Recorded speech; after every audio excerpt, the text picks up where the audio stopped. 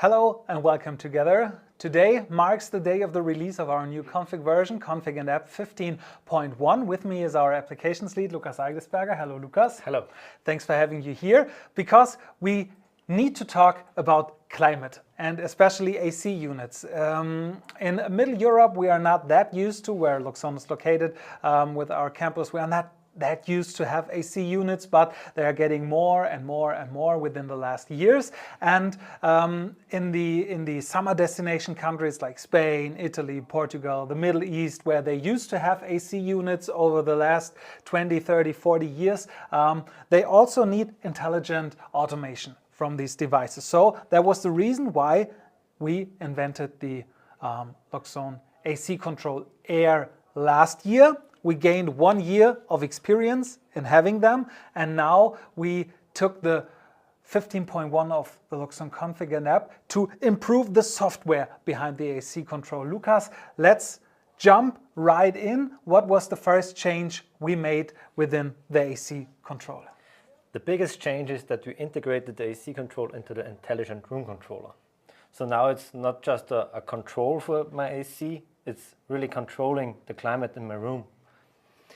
If we look into Loxone Config, we can see here an AC and an intelligent room controller. First thing you're going to notice is the new name. Yeah. Before it was called the AC controller. Yeah. Now we renamed the function block, not the device. We renamed the function block to AC unit controller in this case. Exactly. Now it's easier understandable what it actually does. So the AC control Air still has the same name, but the function block was renamed.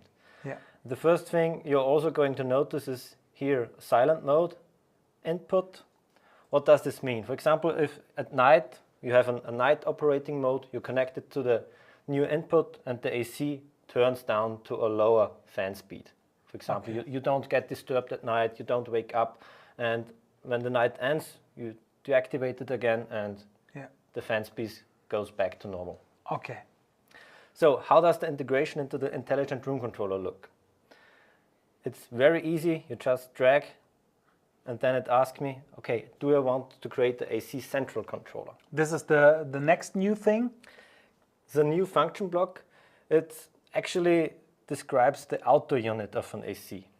So if you have an AC, you have maybe a single split or multi-split. A single split, you only have one indoor unit per outdoor unit.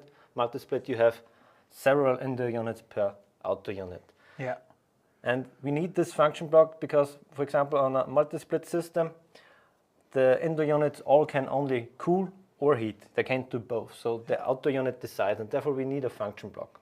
So it's similar to the climate controller we already had. This is one thing we will talk about in a few minutes because it also has a new name. And this is it's a similar thing just for the AC units. Exactly. It decides if you are heating or cooling. Yeah.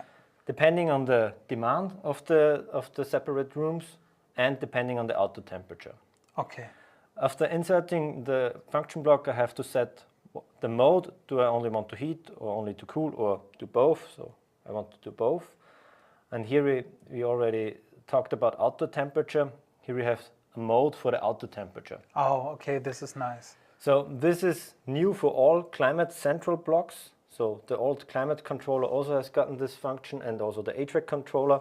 Here I can decide, do I want to use the current temperature, the current outdoor temperature, the average of the past 48 hours, or the average of the future 48 hours. So if I have a weather service active, I can use the future 48 hours to decide, do I want to heat or to cool? Okay. In the past, we just had the look back to the last 24 hours and the average temperature, and especially in countries where you can't say, okay, the next 5 or 4 or 2 days it will be hot, so maybe it's cloudy, maybe it's raining, maybe it's sunny, and it's all in change. So you can say, okay, with the weather service we want to look into the next 48 hours with the intelligent forecast to use it. And one thing we might miss because we were talking is the magic that happens if we connect the AC unit controller via the API connector, because everything is done by itself. Yeah.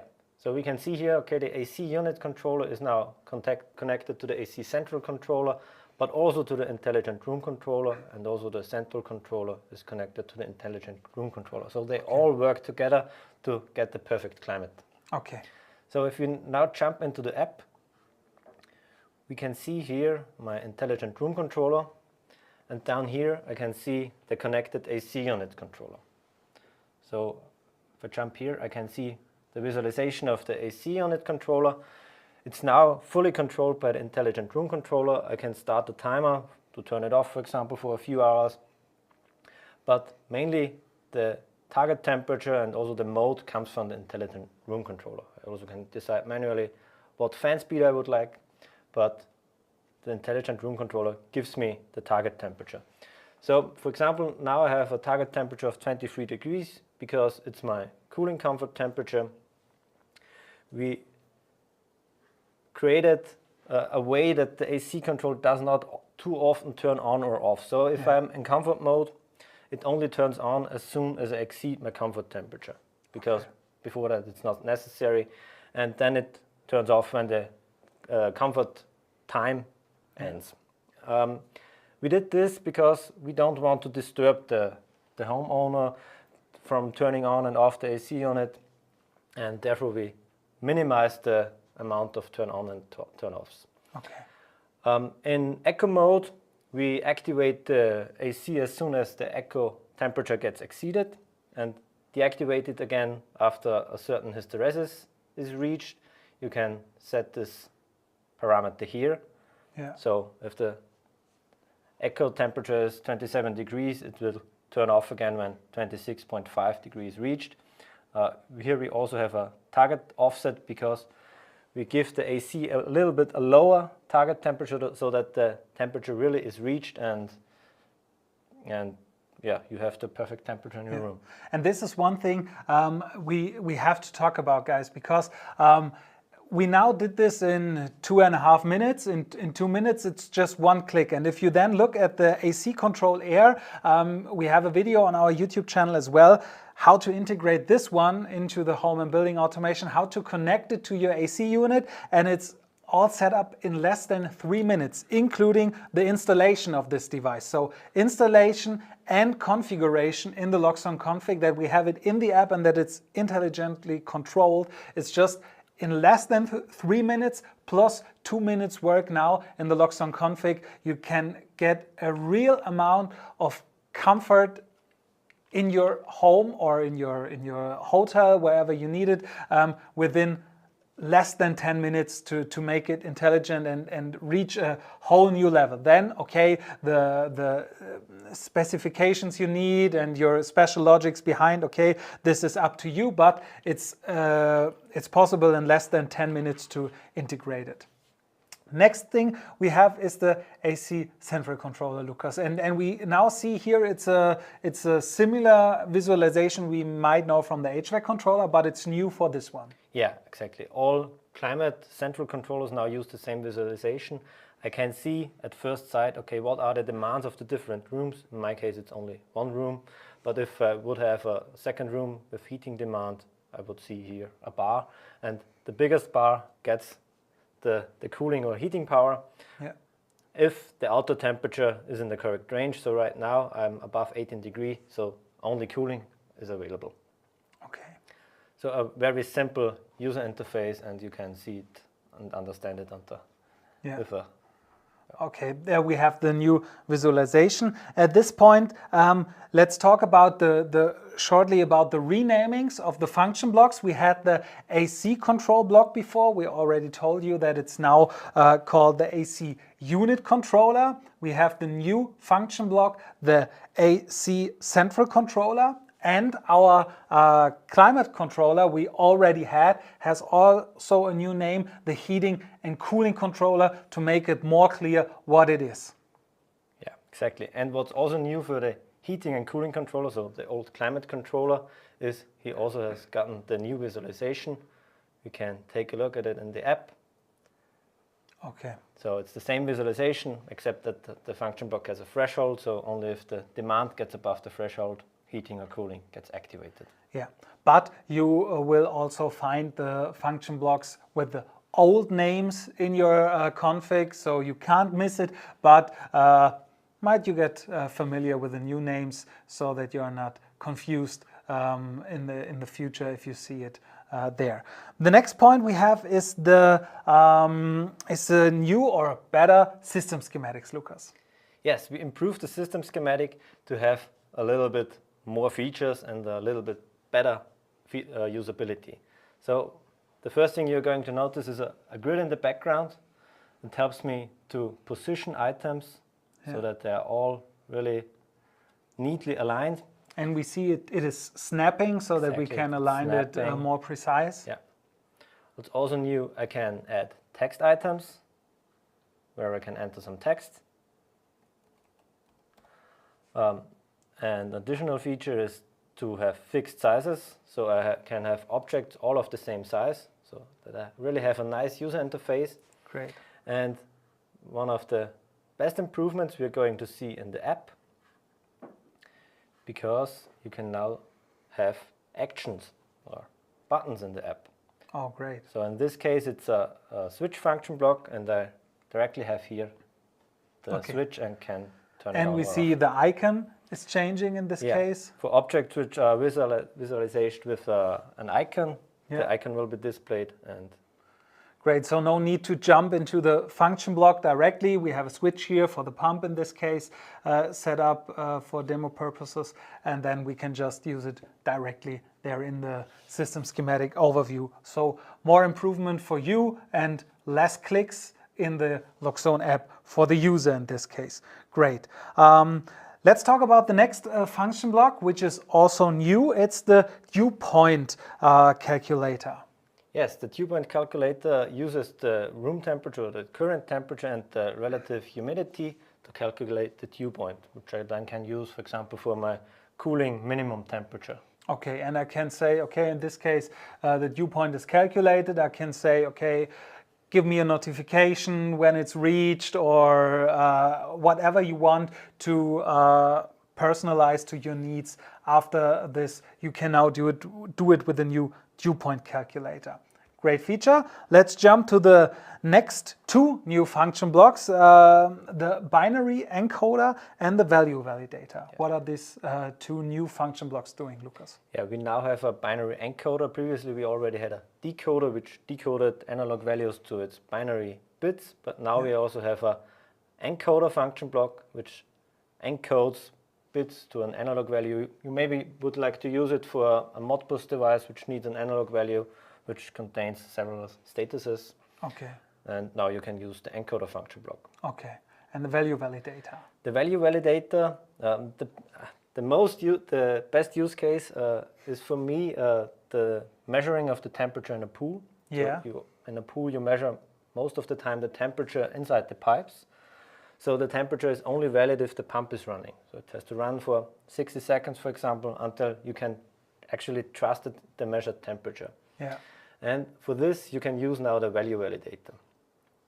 We have an enable input here, and in the settings you have a delay, so only if the enable input gets active for 20 seconds, the value on the input side is going to be outputted on the output side. Okay. Additionally, you can set a minimum and a maximum, and also a maximum minimum change interval. So if the value gets out of the range, it's not going to be set on the output, and you can trust the value you have on the output. And also the error output is going to be set. Or if the value does not change for an hour, you get an error on the output, and you can do something with it, like a notification. Okay, great. The next thing we see on this page is the formula function block, because it also got two new improvements. Yeah, the formula function block now supports minimum and maximum functions, so min and max. So you can evaluate the minimum of two values, or two expressions actually, so you can also write an expression in here, and the formula function block will then use the minimum value, or in this case the maximum, so in this case it's going to be value 3. Okay, great. One short information at this point, it's not just a config and app release in this case, we also have a new update for the audio server as well, so greetings goes out to our audio team, which is located right in the next room on the other side. So maybe if you see live streams from us and it gets a little bit louder, this is why, because the audio team is doing tests in the next room. Also, a new audio server update with a lot of bug fixes is done. So yeah, this needs to be told at this point. And the last thing we have here in the config, beside all the bug fixes we also did, or you guys also did in the config, is an addition for the spot price optimizer. And this is something very important for the Great Britain market. Yeah, exactly. So we now have, using the spot market as source, you can now select Great Britain 30 minutes. So Great Britain got a 30-minute interval. And if you select it, you can have in the app not only 24 intervals, but you see actually all 48 intervals. Okay. And you can use this spot price. Now we point out this demand to get done. So greetings goes out to our team in the UK, which is, I think, watching at this moment. So this is for you guys and for all the customers which needs this. And we have two things additionally here. Yeah. For all other, for everyone to use is the new parameter inputs. So you can have two parameters which you can use in the formula. For example, if you have a connection fee, which is variable, and you get it via an API, for example, you can just connect it and then use it in the formula. Okay. All right. Thanks, Lucas, for this moment. This was it from the config point of view, but we also have something interesting for you guys demanding on the needs of a Loxone wallbox or wallbox in general. Our colleague Tobias Böss is also getting prepared right now, our product manager in the energy department. Tobias, nice to have you here. Hello. Hello, Moritz. And you brought us information about this one here, about the wallbox. What improvements do we have here? This lovely piece of hardware, you can see it here, the wallbox with the NFC code touch integrated, and because we have it installed inside, we mounted them separately here also. Yeah. Our energy meter 3 in the 1 and 3 phase variant, which are really gaining traction and empowering the energy management solutions out there. And our wallbox just got better with config and app version 15.1. Yeah. So the thing, people have wallboxes installed outside. So consider you have a restaurant and you have a Loxone wallbox outside. Previously, how could you manage to like allow any guest to charge outside your restaurant? You would have to like always enable them to charge free of charge. Or you would have to build them separately inside based on some logic. With Loxone Config 15.1, we introduced the support for OCPP as a beta. Okay. So what does OCPP mean? OCPP means Open Charge Point Protocol. Basically, that means using that protocol, our wallbox block can communicate with the charge point network. So the major ones out there are HubChecked and ChargePoint. For at least in Europe. Yeah. And so say you have an electric vehicle, you get a charging card, maybe from Shell Recharge or any other vendor out there.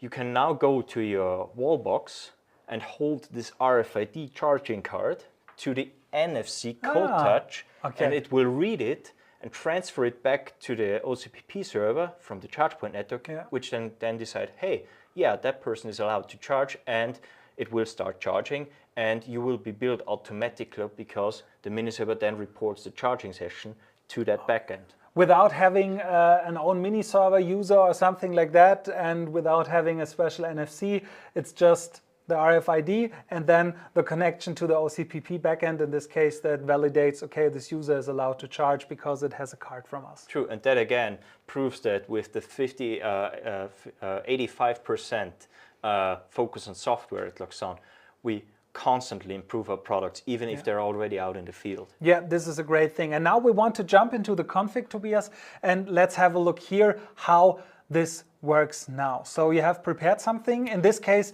it is German naming because we are live here at the Loxone Campus config, and we are connected to our colleague Andreas, who is on the phone. And what have you prepared here? So here we can see a wallbox with an NFC wallbox block with the meter and the wallbox itself connected using an API connector, a separate NFC code touch block also connected using the API connector, and those are already configured together to like do things like the wallbox is managed by a wallbox manager, which ensures that the fuses stay safe and the echo power is distributed equally, and also authentication happens. Right now, it was only possible to authenticate if the mini server knew the user. Yeah. So now what we're going to do is we're going to connect that wallbox to a charge point network, charging point network. In our case, we connect it to the charge point network. Yeah. So we click here at network device and click at OCPP server connector. Important, it's a public beta. It's beta. So now we need to get the server address. It's usually always WebSocket connection, and this is the address you get from, you can choose whatever OCPP server you want. I mean, it's an open standardized protocol used around the globe. But here we just copy and paste it here. And normally we get this from our distributor? Backend provider, yeah. If you could connect to, for example, to the Hubcheck network using Loxone partner in Swiss, eCarUp, or in Germany use to the ChargePoint network using CityBlock. Okay. So, or you could directly integrate with ChargePoint or Hubcheck. But I get this server address from them. And then you have charge points there. So for each wallbox you create the charge point, and also there you get the information from your backend provider, or you configure it yourself there, depending on what backend you use. So we provide a charge point ID, which is always the thing that uniquely identifies the wallbox. And also for the sake of security, a password. So now we've got the charge point configured. Here we just we changed the name to, let's call it backend. Just leave it like this. And now we have, for this charge point that we just configured, we have an API connector. And just as you used to at Loxone, you can just simply drag it onto the wallbox block and connect it there. And that's important, you also connect it to the NFC code touch. But we get a message here. And it's German, so let's translate it right quick. It says that OCPP is being used, hence the parameter AU authentication changes to OCPP. Okay, so this is also something new, because until this day we had different authentication methods, just use NFC or code or both, and now a fourth one. Yeah, because the NFC code touch needs to know when it reads an RFID charging card, that it needs to not compare it with the local permission management the mini server knows, but it needs to pass it on to the OCP backend and verify, hey, is this charging card allowed to charge? So that's why this is important. And this is something which is done automatically. We got this message we have seen right now, and this tells us, okay, now we will change it to the parameter 4 in this case, for the AU parameter, and so nothing can go wrong in this case, because it's changed automatically and no need for us to have an eye on it in this case. So now we're going to just save it in the configuration we've just changed to our mini server, meaning now we're at the campus to run a large installation. So it may take some time, but then we can use the app, and this is still connected to Luca's previous mini server. So now we're connecting really here to the campus. And as soon as the program has been changed, now we can see it. There we have our wallbox. And now you can see this wallbox is managed by a wallbox manager. So we can instantly jump to that. So we can see, okay, hey, this end by a backend. We called it backend. It would be maybe ChargePoint, Hubcheck, or whatever you name the plugin. So that says, okay, it's connected. And now we're going to ask our colleague downstairs, Andreas, to connect the vehicle. And it's connected. And then, Andreas, connect with the charging card you have. So he's now going to use a charging card. Right in front of the NFC. And this is not a known charging card of a mini server. It doesn't know it. It's known to the backend. And here we can see instantly it says approval backend. This means, okay, the NFC code touch did read the ID, passed it on to the backend. The backend said, okay, this is a person that is allowed to charge, and it started the charging process. And here you can see we no longer show any prices. Yeah. Why is that?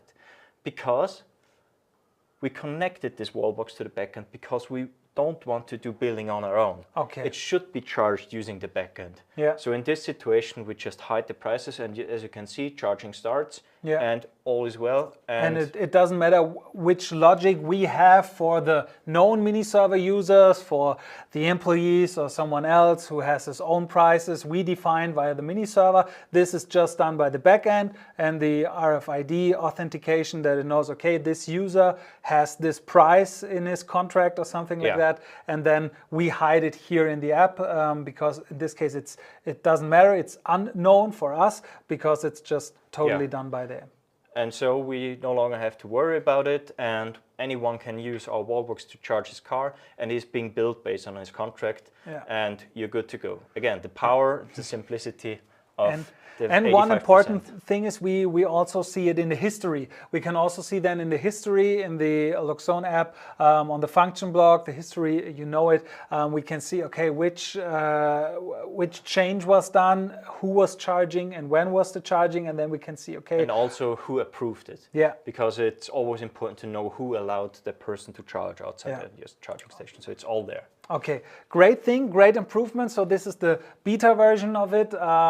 Use it. Tell us your experiences with it. We're happy to know it. If you have questions to the config 15.1, just place it as a comment under the video. So we say thank you for your attention. If you like the video, just give us a thumbs up and subscribe to our YouTube channel. If you want to read after what we have talked about, just go to loxone.com. You will find a blog article where you can see all the changes done, the whole changelog of the new config 15.1, as well as the new audio server update and bug fixes. Thanks for your attention and see you next time.